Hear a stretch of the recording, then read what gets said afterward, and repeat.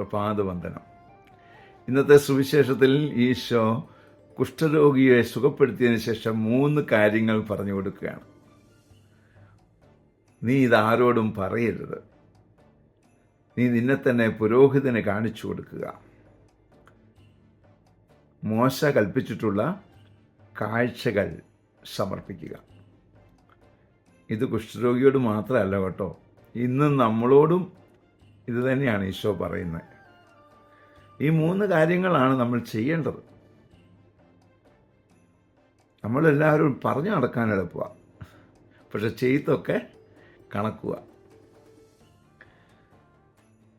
ഒത്തിരി പറഞ്ഞു നടക്കുന്നുണ്ട്, പക്ഷേ നമ്മൾ ജീവിതത്തിൽ അത് പ്രാവർത്തികമാക്കി കാണിക്കുന്നില്ല.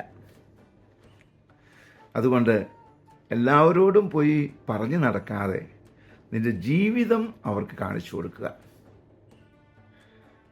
പുരോഹിതന് നിന്നെ കാണിച്ചു കൊടുക്കണം. ഇടയ്ക്കൊക്കെ പോയി കുമ്പസാരിക്കണം കേട്ടോ. നിന്റെ അവസ്ഥ എന്താണെന്ന് പുരോഹിതനെ അറിയിച്ചുകൊണ്ട് ആ പാപമോചനം നീ മേടിക്കണം. ഓരോ ദിവസവും നമ്മൾ ശുദ്ധീകരിക്കപ്പെടണം. ആണ്ടിലൊരിക്കലെങ്കിലും കുളിച്ചാൽ എന്തായിരിക്കും പിന്നത്തെ അവസ്ഥ? പലരും പറയും ആണ്ടിലൊരിക്കലെങ്കിലും കുമ്പസാരിച്ചാൽ മതിയെന്നും പറഞ്ഞിരിക്കുകയാണ്.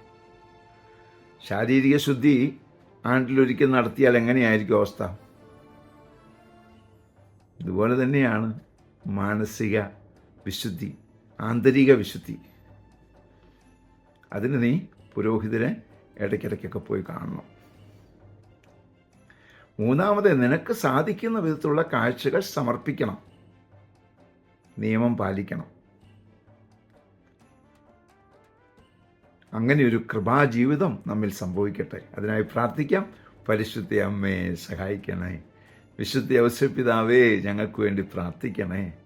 പരിശുദ്ധാത്മാവേ, എഴുന്നള്ളി വരണേ. പരിശുദ്ധ പരമ ദിവ്യകാരുണ്യത്തിന് എന്നേരവും ആരാധനയും സ്തുതിയും പുകഴ്ചയും ഉണ്ടായിരിക്കട്ടെ. ആമേൻ.